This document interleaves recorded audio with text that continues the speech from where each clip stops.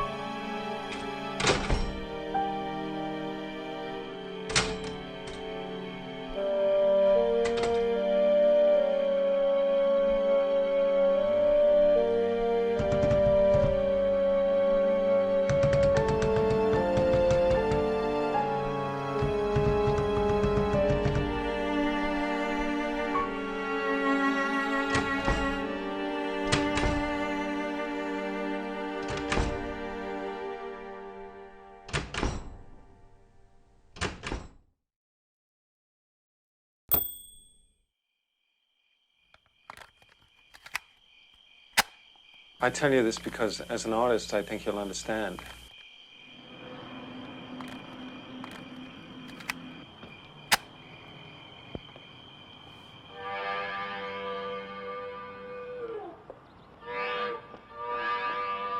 Mimesis is an old literary and philosophical term meaning imitation. It is a powerful magic akin to painting animals on a cave wall before one goes to hunt.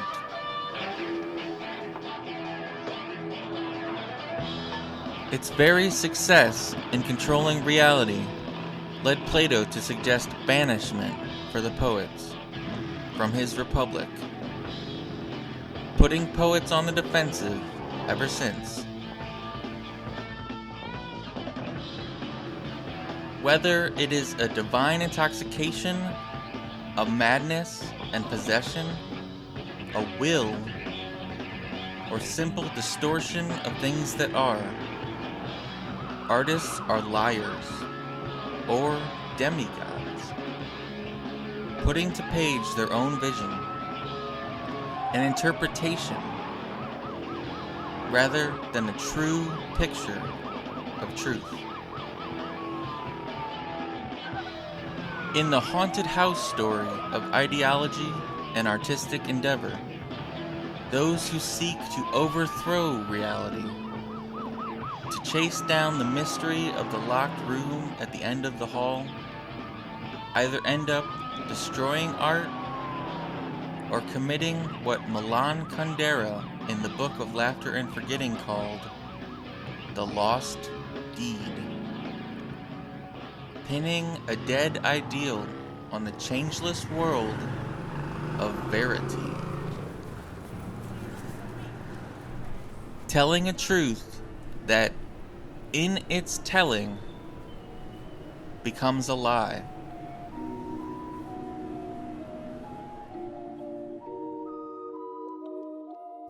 When I turn to look for a theologian of mimesis, I first fall in the direction of Jorge Luis Borges. I have always imagined that paradise will be a kind of library, he said. I cannot sleep unless I am surrounded by books. And two perhaps complimentary and paradoxical quotes. Don't talk unless you can improve the silence. And to fall in love is to create a religion that has a fallible God. Borges' characters are often written without details of birth or origin, but only of character and the thoughts of which they are capable. He creates bizarrely metaphysical plots and strangely reflexive narrative. We'll look briefly now at two particular stories that frame the opening shot of the Mimetic War and perhaps its ultimate destiny. The Garden of Forking Paths, and The Aleph.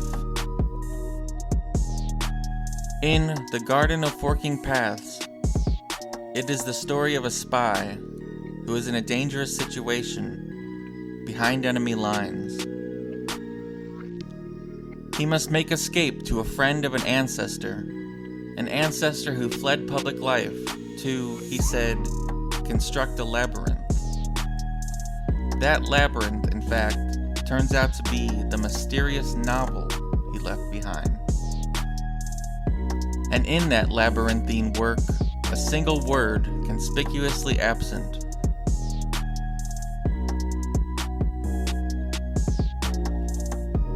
That word being time.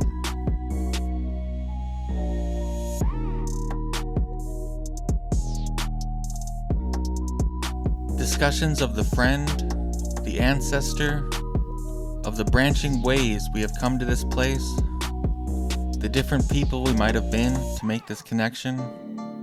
In the end, the spy, who has fled the enemy camp to try to get his word to his network, of the name of a city where the enemy has operations, is about to be captured, and yet manages to kill a man whose name is that of the city he needs to telegraph to his network.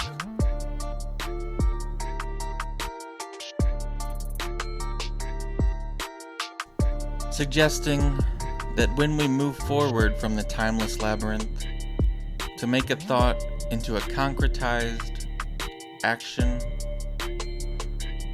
we also negate all other forking paths. We pin it down like the taxidermist butterfly.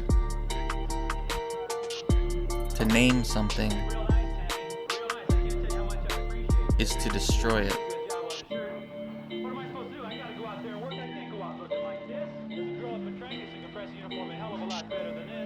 And then The Aleph, a story about the project of completely mapping the territory, as Baudrillard would have it,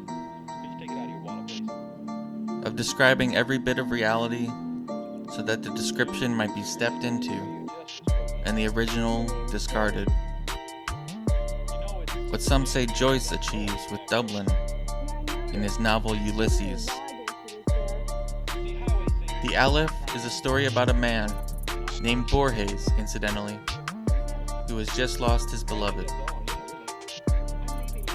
He continues to visit with her family at her home and eventually is taken into the confidence of her cousin.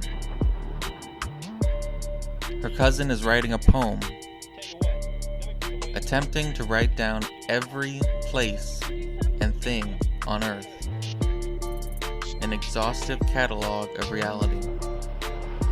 As it turns out, the reason for this project is not that the poet is simply inept and artless, as the narrator suspected after being read some inept and artless bits of the whole. What is going on is, its author has peered into an Aleph. The Aleph, a kind of cosmic viewmaster that shows the purent everything, absolutely everything that is lurking in the basement of the home. And when he is set to be forced to move house, the cousin reveals its existence to Borges. An Aleph, the only place on Earth where all places are, seen from every angle, each standing clear, without any confusion or blending.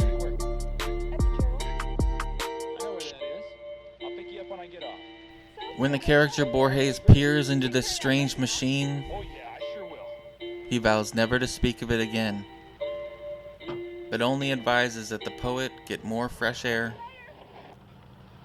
and remains thankful when, days and days later, he is able to find sleep again.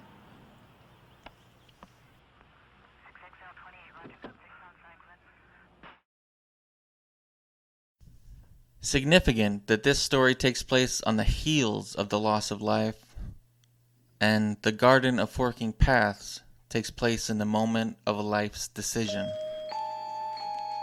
And what lies in between for the artist? Between banishment, between totalitarianism and absolute freedom. A struggle for light. The allegory of the cave, another hidden pocket of Plato's Republic.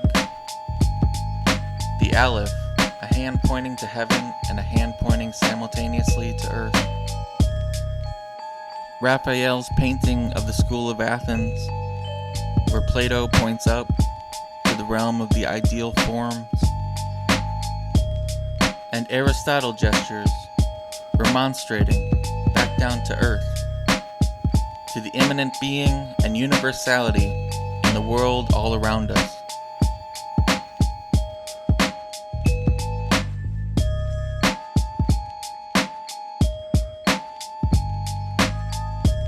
And this is why we are artists. And this is why Plato, who wrote poems of philosophy, is but a hypocrite. This is why we are all drunk on coffee. This is why we are the insomniac breed. To strive, to seek, to find, and not to yield. Come, my friends, 'tis not too late to seek a newer world. When speaking with his mother about art in the largely autobiographical Stephen Hero, James Joyce jibes gleefully at his pragmatic mother, who wants to read his favorite author Ibsen to get a vision of some different life, to sample an ideal of a great artist for how one should live this experiment, or to better know her son, and, as Joyce suggests, check up on whether he is reading dangerous books.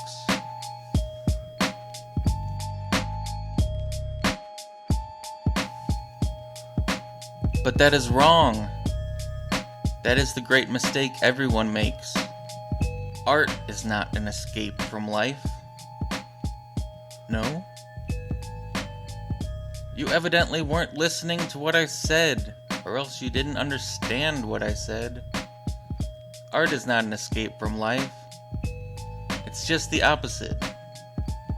Art, on the contrary, is the very central expression of life. An artist is not a fellow who dangles a mechanical heaven before the public. The priest does that. The artist affirms out of the fullness of his own life. He creates. Do you understand? Do you understand?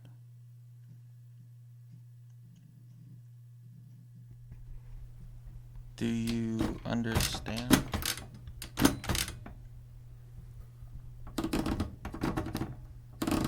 Do you understand?